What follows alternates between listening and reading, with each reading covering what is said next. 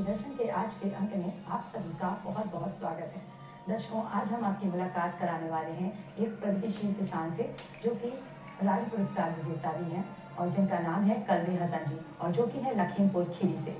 Sir, आपका हमारे आज के कार्यक्रम में बहुत बहुत स्वागत है। नमस्कार।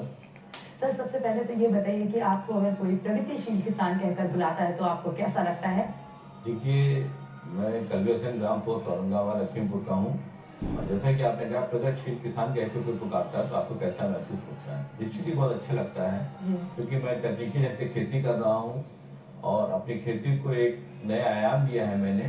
परंपरागत खेती से हट के मैंने अपनी खेती शुरू की है, तो निश्चित ही मैंने उत्पादन अधिक लिया है, मैंने अपनी आमदनी बढ़ाई है और नई जो हमारी जो प्रजातियाँ हैं उनका इस्तेमाल किया है मैंने और रिकॉर्ड उत्पादन मैंने किया है। प्रदेश में मैं रिकॉर्ड उत्पादन करके मैंने गोल्ड मेडल हासिल किया है, तो मुझे अच्छा लगता है जब मुझे प्रगतिशील किसान। सर, आपकी दैनिक खेती कितनी थी और पुश्तैनी कितनी थी और अब आपने कितनी अर्जित कर ली है? देखिए, मेरी एक संयुक्त खेती हम लोग परिवार के साथ मिलकर करते हैं और उसमें हम लगभग सभी लोग मिलकर 50 एकड़ हम गन्ने की खेती करते हैं। व्यक्तिगत तौर पर मेरी जो खेती है वो 12 एकड़ जमीन है, उसी पे मैं खेती करता हूँ मैं, और उसमें भी गन्ने का रकबा लेता हूँ और गेहूँ धान भी उसमें लेता हूँ।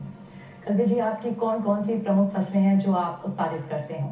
देखिए, प्रमुख रूप से हम गन्ने की फसल लेते हैं, इसके अलावा हम गेहूँ, धान, हमने आम का बाग भी लगा रखा है। तो ये हमारी पारंपरिक फसलें, ये हमारी प्रमुख फसलें भी हैं। पारंपरिक फसलों में हम लोग दलहन में जैसे मटर थोड़ी बुआई कर ली, चना बुआई कर ली, मसूर बुआई कर ली, सरसों की खेती, ये हमारी। आप मुख्य रूप से किस प्रकार से कौन सी खेती करते हैं? मुख्य रूप से हम गन्ने की खेती करते हैं, क्योंकि गन्ने की खेती एक नकदी फसल है जी। तो हमारे क्षेत्र में चीनी मिल लगी हुई है, जहाँ से भुगतान व्यवस्था भी अच्छी है। हमारा जो हम गन्ने का उत्पादन करते हैं चीनी मिल में हमारी सप्लाई हो जाती है, उसका हमको समय पर भुगतान मिल जाता है।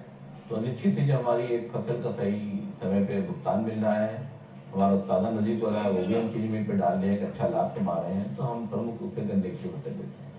सही कल्बे जी, आपने जैसे कि बताया आप मुख्य रूप से गन्ने की खेती करते हैं, तो गन्ने की खेती की प्रेरणा आपको कहाँ से मिली? देखिए, गन्ने की खेती की प्रेरणा आपने बहुत अच्छा प्रश्न किया मुझसे। गन्ने की खेती के हमारे क्षेत्र में चीनी मिल है, मैं गन्ने की मैगजीन वगैरह पढ़ता रहता, उसमें किसानों को देखा था, उसमें रिकॉर्ड उत्पादन कोई ले रहा है और गन्ने की नई नई प्रजातियाँ ले रहा है, तो उसको देख के मुझे भी एक उत्साह हुआ कि मैंने ग्रेजुएशन किया। ग्रेजुएशन के बाद मुझे भी शौक हुआ कि गन्ने की खेती को बढ़ाई जाए, जो हमारे पुराने बुजुर्गों की खेती है उसको थोड़ा हमें नए ढंग से करना है, मशीनीकरण करके हमने अपनी खेती को बढ़ाया है, इसलिए हमने गन्ने की खेती के चयन किया। गन्ने की नकदी फसल, इसलिए हम जो भी पैदा करते हैं निश्चित हमको कहीं ना कहीं उस पर हमें उसका मूल्य मिल जाता है। गेहूं और धान में कभी कभी मौसम का इतना बुरा प्रभाव पड़ जाता है, कहीं ओलावृष्टि हो गई, कहीं कुछ हो गया तो हमारा पूरा नुकसान हो जाता है। गन्ना एक नकदी फसल है, इसलिए हमने गन्ने की खेती का ही चयन किया कि गन्ने की खेती को बोया जाए। हमारे किसान भाई जो हैं उन्हें मिट्टी की जांच के लिए आप क्या बताना चाहेंगे कि मिट्टी की जांच कब और किस समय पे करानी चाहिए, जो है उन्हें ज्यादा उनकी जो भी फसल है उसका उत्पादन बढ़े? देखिए, कोई भी हम काम शुरू करते हैं तो हमें उसकी बुनियादी चीजों पर ध्यान देना चाहिए। अगर हम खेती कर रहे हैं तो सबसे उनकी जांच कराना चाहिए। मृदा की जांच अगर मालूम हो जाएगी कि हमारी जमीन में किन किन तत्वों की कमी है, किन किन तत्वों की अधिकता है, तो उसी की जांच करा के हम संतुलित उर्वरक का प्रयोग कर सकते हैं। तो इसलिए मृदा की जांच बहुत आवश्यक है। हमारे बहुत से किसान भाई अंधाधुंध रासायनिक पदार्थों का इस्तेमाल कर रहे हैं, इससे उनको धन भी जा रहा है और खेत को नुकसान भी हो रही है, जिसको धरती माँ कहते हैं उसको भी नुकसान हो रहा है। इसलिए हमें किसान भाइयों को चाहिए कि हम पहले मृदा परीक्षण करा लें, उसके हम क्या क्या उसमें हमारे तत्व हैं, नाइट्रोजन कितना है, कितना फास्फोरस है, कितना पोटाश है, तो ये सब चीजें हमको पता हो जाएगी, तब हम जांच हो जाएगी, तब उसी हिसाब से उसको हम खाद की भरपाई करें, खाद का इस्तेमाल करें। जी कल्बे जी, हम एक यहीं पर एक मैं और प्रश्न करना चाहूंगी कि जो हमारे किसान भाई हैं वो आज भी कहीं ना कहीं जो है पराली खेतों में जला देते हैं, तो उससे हमारी जो मृदा होती है उसको बहुत ही नुकसान पहुंचता है। देखिए, पराली तो नहीं जलाना चाहिए, क्योंकि पराली जलाने से हमारे खेत के बहुत से जो हमारे कार्बनिक पदार्थ होते हैं उनको नुकसान होता है, जो हमारे मित्र कीट होते हैं, केंचुए हैं, तमाम ऐसे जो होते हैं उनको भी हानि होती है। और निश्चित कहीं ना कहीं हमारी जो भूमि है, मृदा है, उसकी उर्वरकता में कमी हो जाती है, इसलिए पराली को जलाना नहीं चाहिए। हमें एक तो कटाई जब हम करें धान की तो जमीन की नजदीक से नीचे से करें बिल्कुल। और उसके अलावा जो हमारी जो रह जाते हैं उसके अवशेष जो छूट रह जाते हैं उसको हम टेस्ट मल्चर आ गए हैं अब, उससे हम टेस्ट मल्चर करके उसको चला के वो बहुत महीन कर देता है जो हमारे जो अवशेष होते हैं। उसके बाद उसको हम रोटावेटर से जुताई करते हैं। जुताई करने के बाद हम उसको पानी लगा के उसमें यूरिया का इस्तेमाल करते हैं और डिकम्पोजर का इस्तेमाल करें तो बहुत जल्दी हमारा जो उसको जो हमारे अवशेष हैं सड़ जाते हैं। और वो एक जो सड़ने के बाद हमारे कार्बनिक खाद के रूप में हमारे हम लोग इस्तेमाल करते हैं। इसे पराली जलाना नहीं चाहिए, एक तो पूरा वातावरण हमारा खराब होता है, हमारे खेत की भूमि को भी नुकसान होता है। ये पराली जलाना ही चाहिए, बल्कि हमको अवशेष को सड़ाना चाहिए। सड़ाने के बाद हमको खेत की अपनी जो हमारी उपजाऊशीलता उसको भी बढ़ाना चाहिए। जी ऐसे कलबे जी, जैसे इस समय जो है पारंपरिक खेती जो है, लोग पारंपरिक खेती है और वैज्ञानिक तरीका दोनों ही तरीके प्रचलित हैं, लेकिन आपको कौन सी पसंद है और क्यों? देखिए अब परंपरागत खेती का समय नहीं है, क्योंकि अब वैज्ञानिक युग में हम लोग चल रहे हैं, आज कंप्यूटर के युग में हम लोग चल रहे हैं। इसलिए हम लोग किसान भाइयों को चाहिए कि हम तकनीकी ढंग से मशीनीकरण पर जोर दें, क्योंकि मशीनीकरण अगर हम करेंगे तो हमारा जो, क्योंकि अब श्रमिक नहीं मिल रहे हैं, हर श्रमिक कोई खेत में जाना नहीं चाहता। इसलिए हम लोग चाहिए कि किसान भाई जो हमारे हैं वो मशीनीकरण को जोर दें और पानी का ड्रिप सिंचाई का इस्तेमाल करें। और हमारे जो कल्टीवेटर हैं, हैरो हैं, रोटावेटर हैं, डीप सब सॉइलर हैं, इनका इस्तेमाल करें तो मैं समझता हूँ हमारा उत्पादन भी बढ़ रहा है और फसलें भी तैयार हो रही हैं, कम लागत में उत्पादन हमारा अधिक हो रहा है। इसलिए हमें परंपरागत खेती न करके हमको एक आधुनिक तकनीकी ढंग से खेती करना चाहिए। बूंद बूंद सिंचाई करना हमारे खेतों के लिए जी। लाभदायक है। जी। जी, और खेतों की तैयारी कर रहे हैं हम, तो हमें बीजों का चयन किस प्रकार से करना चाहिए? देखिए खेत की तैयारी की बात की तो मैं चाहता हूँ पहले खेत की तैयारी कर ली जाए। आजकल किसान भाई बहुत जल्दी में रहते हैं, हम लोग जल्दी से खेत में से कोई फसल हमने काटी उसके बाद हम उसको रोटावेटर से जुताई कर दी। रोटावेटर से जुताई करने के बाद हमारी 4-5 इंच जमीन में जुताई हो पाती है। इसके नीचे हमारी जमीन जो है हार्ड रहती है, सतह जो है बहुत ही कठोर रहती है। इसलिए हम किसान भाइयों चाहते हैं कि एक बार जो है साल में एक बार जो कोई फसल बोए तो उसको 1 से 1.5 फीट तक गहरी जुताई करें, चाहे उसको सब सॉइलर से जुताई करें, चाहे हम डिस्क प्लाउ से जुताई करें, तो एक जुताई हमारी बहुत गहरी चाहिए। क्योंकि जो हम फसलें बोते हैं तो गन्ने की फसल को ही मैं प्रमुखता रूप से ले रहा हूँ, प्रमुख रूप से अगर हम उसकी फसल को बोते हैं, अगर हम गहरी जुताई नहीं करेंगे तो हमारी जड़ें नीचे नहीं जाएंगी, नीचे नहीं जाएंगी तो गन्ना हमारा गिर जाएगा। हमने फसल में लागत लगाई, हमने खाद डाली, हमने पानी लगाया, अपना श्रमिक हमने अपना लगाए और मेहनत देखी, उसके बाद हमारा गन्ना गिर गया। तो इसलिए हम चाहिए कि एक गहरी जुताई करके उसके बाद हम हैरो कल्टीवेटर, उसके बाद अंत में रोटावेटर से जुताई करें। तब उसके बाद जहाँ तक आपके बीज की चयन की बात की, बीज को हमें बहुत सावधानी बरतना चाहिए, क्योंकि गन्ने की फसल 2 साल की फसल रहती है, एक बार बावक उसके बाद हम पेड़ी लेते हैं उसमें।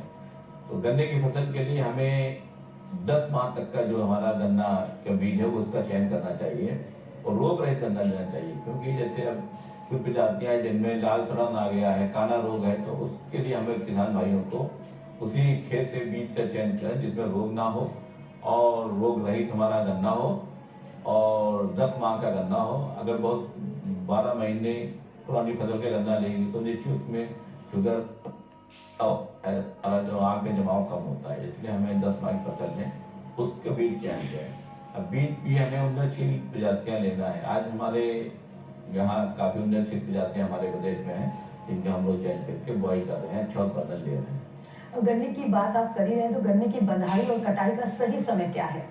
देखिए गन्ने की बंधाई और कटाई का समय तो हम जुलाई अंत में एक बंधाई कर लें, जब हमारा गन्ना 5 फीट 6 फीट का हो जाए हमारा, तो 3 फीट पे हम गन्ने की बंधाई करें।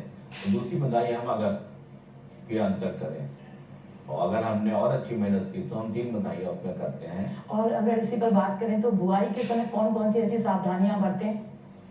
देखिए बुआई के समय तो पहले तो खेत की तैयारी बढ़िया करें, बीज का चयन अच्छा करें और बीज को शोधित करना बहुत जरूरी है, क्योंकि आज लाल सड़न रोग बहुत फैला हुआ है गन्ने में, तो इसलिए हमें बीज को शोधित करना जरूरी है। हमें चाहे हम उसको जैविक जो हमारे एजेंट है, बायो एजेंट है, उनसे हम इसको शोधित करें या हमारे केमिकल जो है रासायनिक है उससे हम शोधित करें।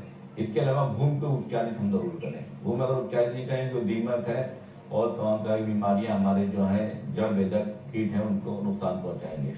इसलिए हमें एक तो ये सावधानी बरतना है। इसके बाद बीज का चयन आपको मैंने बताया। फिर उन्नतशील प्रजातियां जो हमारी नई प्रजातियां हैं, इस समय जो थे हमारी स्टीक प्रजातियों में हमारी कोसा 13235 है, कोलक 14201, कोलक 15201, को 0118, ये हमारी स्टीक प्रजातियां हैं। को 15023, ये हमारी स्टीक प्रजातियां। इसके अलावा सामान्य प्रजाति अगर हम चयन कर रहे हैं तो उसको हमको को से 13452, हमारा कोसा 8279, ये हमारी सामान्य प्रजातियां। दो प्रजातियां होती हैं, एक स्टीक प्रजाति, एक सामान्य प्रजाति। तो इनमें कौन कौन से संतुलित उर्वरक हमें उन्हें डालने चाहिए? क्योंकि उर्वरक की जैसे आपने मृदा परीक्षण करा ली तो आपको मालूम हो गया किस चीज की कमी है, तो उसके हिसाब से उपयोग करें। जहाँ तक नाइट्रोजन एनपीके खाद का हम लोग इस्तेमाल करते हैं आपकी खेती में, उसमें नाइट्रोजन पर्याप्त मात्रा मिल रही है क्योंकि हमको बुआई के समय भी एक गैर नाइट्रोजन हमको देना आवश्यक है। इसके अलावा हम फास्फोरस, पोटाश और उसके साथ में जिंक सल्फेट, क्योंकि आज हमारे बहुत से माइक्रो न्यूट्रिएंट हैं जिनमें कमी देखी जा रही है।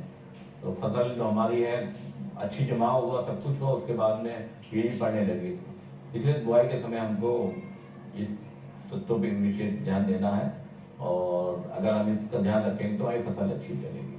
अगर आप बात करते हैं कि शरदकालीन जो फसलें हैं और बसंतकालीन फसलें हैं, तो उनमें से आप प्रमुख तौर पर कौन कौन सी करते हैं? देखिए, इस टाइम जो समसामयिक की बात करें तो शरदकालीन की बुआई चल रही है और शरदकालीन बुआई इसलिए बेहतर मानी जाती है कि उसके साथ में हम सहफसली खेती ले लेते हैं, क्योंकि बसंतकालीन जो गन्ने की फसल हम बोलते हैं उसमें सहफसली की उतनी फसलें हमको नहीं मिल पाती हैं।